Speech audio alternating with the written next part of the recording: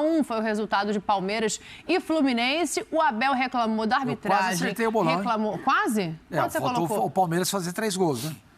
Eu quase acertei Flamengo e Botafogo também. Eu coloquei 2-1 Flamengo. O Botafogo fez o dele. Eu cravei 100%. O Abel Ferreira reclamou da arbitragem, ele reclamou do Fluminense picando o jogo. Vamos ouvir o Abel para a gente entrar nesse assunto aí. Sim, nós fizemos, na minha opinião, um bom jogo, com muita intensidade, entramos fortes. Não queríamos que o jogo tivesse paragens, mas mais uma vez alguém deixa que quebrem o jogo. A culpa não é do adversário quando se manda com 3 jogadores para o chão. A culpa é do árbitro que permite que isso aconteça.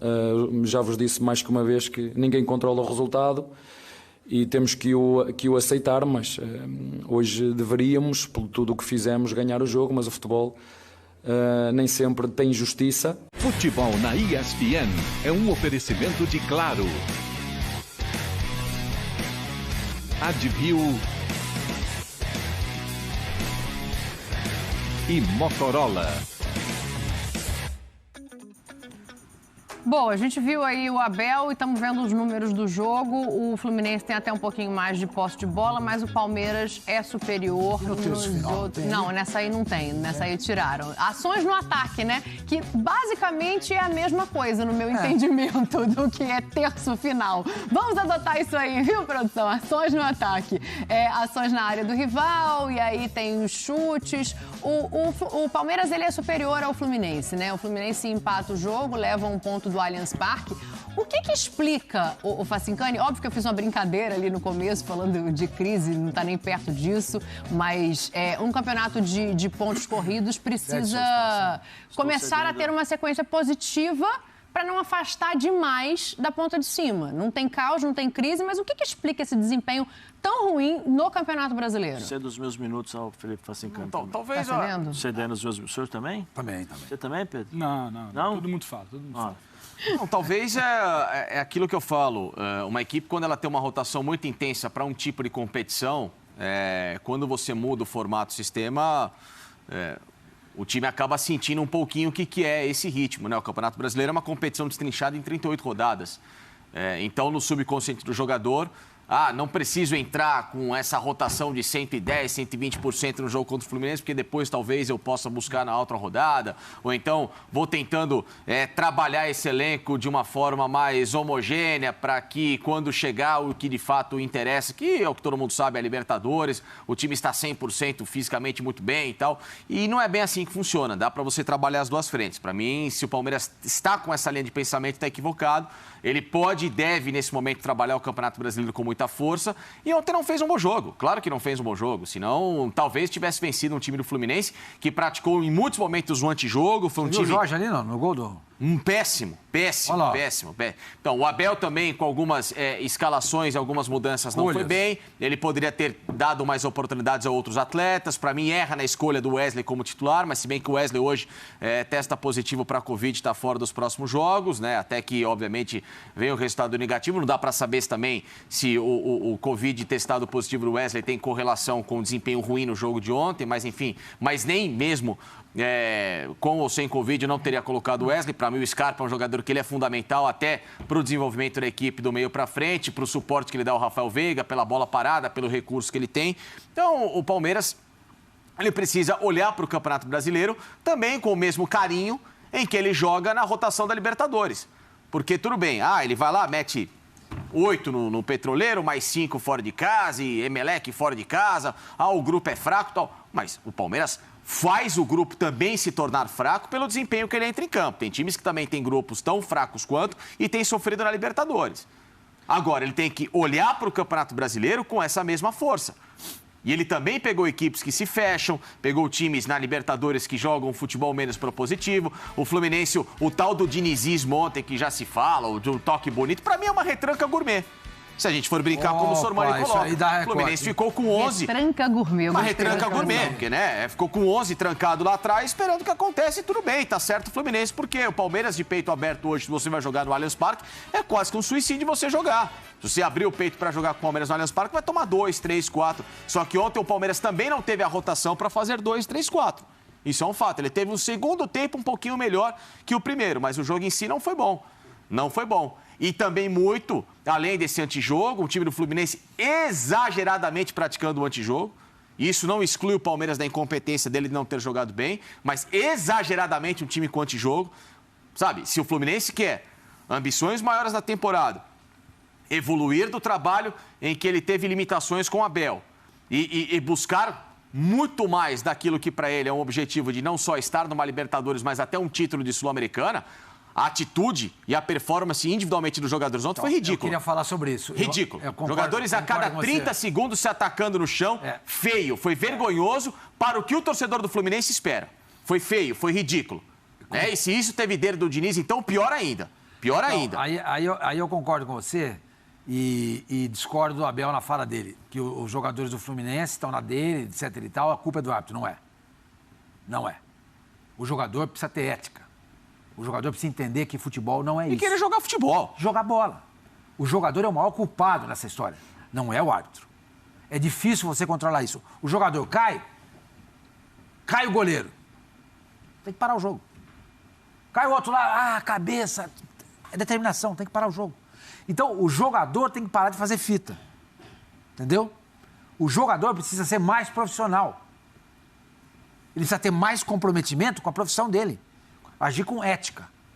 Entendeu? Então, para mim, isso não passa pela arbitragem. Não passa. Mas isso se o árbitro já pega um amarelo ali e fala, aqui não vai rolar do jogo ser assim, ele coíbe. Mas ele não é médico. Como é que ele vai chegar e falar assim? O que ele não teve ontem foi critério. O que o jogador precisa fazer é parar de fazer fita, teatro. É isso que ele precisa fazer. Os maiores culpados nessa história toda aí do jogo de ontem do Palmeiras, ficar picado, etc., são os jogadores. São jogadores. E o treinador, o Fernando Diniz, que compactua com isso. Não, gente, levanta, pelo amor de Deus. Não é assim que nós vamos conseguir alguma coisa, atingir objetivos e metas na temporada. Não é desse jeito, nós precisamos jogar bola. E outra coisa, não vai fazer isso na Sul-Americana. Porque a arbitragem sul-americana deixa o pau cantar. O jogo vai rolar. Sul-Americana vamos embora. O árbitro também deixou, não deixou? Ao contrário, ele picou o jogo inteiro. Ele é um péssimo árbitro, ele é uma vergonha para a arbitragem do Brasil. Esse Sávio Pereira, ele é horroroso. Irmão do Hilton, né? Ele é fraquíssimo. Fraquíssimo. Sem pulso. Jogadores ontem na orelha dele buzinando o jogo todo. Sem cartão, sem personalidade. Zero. É fraquíssimo. É mais um dessa leva, E assim, batendo, eu sou FIFA. É uma vergonha. FIFA esse é o outro lado do problema. Horroroso. O jogador não ajuda. Não, além do jogador, ele também. E outra coisa, quer ter peito também. O grande problema são os jogadores. Não, mas dá cartão, resolve. Pau, a faltinha aqui. Segue o jogo. Tá caído, segue o jogo. Depois eu vou ver o que aconteceu. Para. Então, assim, a condução... O jogador caído no campo, dependendo da situação, ele tem que parar o jogo, não mas é? Mas o árbitro vê. Ô, Dani, o árbitro no jogo sabe quando é sério e quando não é. Só pra gente não perder esse lance aí, é pênalti isso aí? Não foi. E aí a gente tem que falar também do comportamento do jogador nesse caso, né? Também, o Rony foi péssimo. Decisão. Driblou o goleiro. Uma coisa, não ficou pedindo. O Rony dribla o goleiro. Não ficou pedindo, ele sabia que não tinha sido, ele não ficou pedindo. Não ficou, lógico que ele se jogou. E outra coisa, ele dribla o goleiro e abandona o lance. E aí, ele sabe que ele dá o tapa-além, né, Facinho? Ele dá o tapa-além, mas assim, ele ia chegar. Não, o zagueiro do Fluminense já tá no lateral direito, lá, o Samuel Xavier, chegaria com tudo. Vai pra disputa. Ele não consegue, não conseguiria. Talvez, se ele passa e não se ataca, poderia ser pênalti do Samuel Xavier em cima dele. É uma teoria. Poderia ser pênalti em cima dele. E pior ainda, o Wesley, desfocado no lance, que me chuta pra fora uma bola com o gol aberto. Facinca, você comentou do Wesley, do erro do Wesley. Acho que vocês já destrincharam tudo, concordo também sobre a situação do antijogo. Mas assim, falamos tudo do antijogo, mas acho que a gente pode falar também do desempenho do Palmeiras em campo. Claro que do outro lado tinha um time. Dá pra falar. O Palmeiras tinha que fazer 2, 3, 4. Quem enfia 2, 3, 4 do Fluminense com tranquilidade? Não existe então, assim, 2, 3, 4. Do outro lado tinha um time, ainda que tenha se retrancado, um time que soube aproveitar quando saía, e muito porque eu acho que tinha um problema ontem, mais uma vez, acho que está começando a se repetir, isso é preocupante, apesar de todo o bom trabalho do Abel, o time consolidado, o Palmeiras hoje tem problema na hora de voltar, de transição defensiva, de recompor. Ontem, em alguns momentos no segundo tempo, que foi talvez a melhor parte ali do Fluminense, o Palmeiras busca se lançar, o Palmeiras troca peças, o Palmeiras inverte lado do jogador, tenta criar, porque o tempo passava e não tinha um jogo, e se abria demais. O Fluminense conseguia criar, a partir de uma retomada, a partir de uma falha de transição defensiva do Palmeiras, Algumas vezes. O Fluminense exatamente. O Fluminense criou algumas vezes. Não teve melhor sorte por falha de finalização do jogador. Até que ele empata o jogo. Então, não é só o antijogo, não é só o erro do fulano, não é só o jogador que se joga, o árbitro que picota. Ontem, mais uma vez, a gente teve um problema do Palmeiras. O Palmeiras perde para o Ceará na estreia, a meu ver, muito por um desgaste. Um Ceará com tempo para treinar, o Palmeiras voltando de viagem, talvez tenha dosado e não conseguiu uma resposta. O Ceará entra com o pé no acelerador, faz os gols, depois fica mais difícil você correr atrás. O Palmeiras teve um momento ali de dificuldade de conciliar com o Libertadores e ontem ele viria para colocar o pé na tábua. Ele não coloca, não é só por conta do árbitro, está picotando. Tem um outro time do outro lado, um time que se defende bem, a gente pode debater também o antijogo, mas um time que se defende bem, cria dificuldade, e um Palmeiras com problema de transição defensiva. E quando você tem problema de transição defensiva, você abre brecha para sair na frente, o cara vir lá empatar. Você abre brecha para uma série de situações que não é só arbitragem, antijogo, time de Fluminense, tem problemas também ali a serem observados. Se você focar só na situação do antijogo, você não vai olhar que você não está 100% em tudo. Tem muita coisa boa no Palmeiras e acho que isso pode ser corrigido. Eu quero ler uma mensagem aqui para o Felipe Facincani, mas antes, eu percebo José Elias Moedim Júnior muito calado. Não, eu tô quieto. Ele deve estar pensando que tanto de groselha que esses caras estão falando. O que você pensa sobre o que foi dito nesta mesa? Antijogo, arbitragem, foi pênalti ou não foi? Dá a tua visão aí da partida pra gente. Eu acho que cabe muito ao árbitro. O jogador tem essa tendência de cair. É natural. É a cabeça, uma pancada. Quando o Palmeiras fez o gol, os jogadores do Palmeiras também caíram. É natural, isso é um comportamento que infelizmente tem. E tem em todos os lugares. Quem coíbe, quem corta isso rapidamente é o árbitro. Dá um cartão, vai lá, chama atenção, levanta. Não dá a possibilidade de você ficar conversando muito com o jogador, porque aí o jogador sente que você quer conversa e age dessa forma. Depende muito do árbitro isso. Eu pelo menos acho dessa forma. Que os jogadores vão cair, vão cair. Porque quando está ganhando, o time que estava buscando o jogo está acelerando, né? Está buscando a vitória, o cara quer acelerar, quando faz o gol ele também dá aquela caída. E aí o time adversário que estava caindo o tempo todo com 1-0, ele começa a correr mais. Se inverte de ele lado não a cai. lado, né? Isso é de lado a lado, mas é o árbitro que não que seja correto, mas existe. Não que seja correto, mas isso em todos os lugares, hein? Não é só no futebol brasileiro, não. Em todos os lugares isso acontece, né? A única coisa é que o árbitro tem que ser um pouco mais atento e mais enérgico nessa situação. Eu também não gosto desse árbitro. Não acho ele bom e ainda deram de presente para ele o distintivo da FIFA.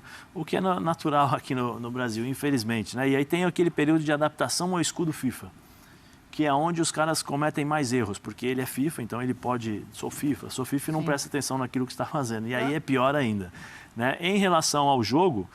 Eu acho que o Palmeiras tem dificuldades no Campeonato Brasileiro, porque já é um time que todos nós sabemos como joga, as suas características dos seus jogadores, o que vai fazer dentro de 90 minutos. Há algumas modificações que são feitas pelo Abel já são também previamente estudadas, entendeu? Então não é mais surpresa. Todo time que chama a atenção, todo time que conquista... Começa a ser estudado. Começa a ser estudado, começa a ser... Opa, peraí, por que eu vou jogar de peito aberto para o Palmeiras?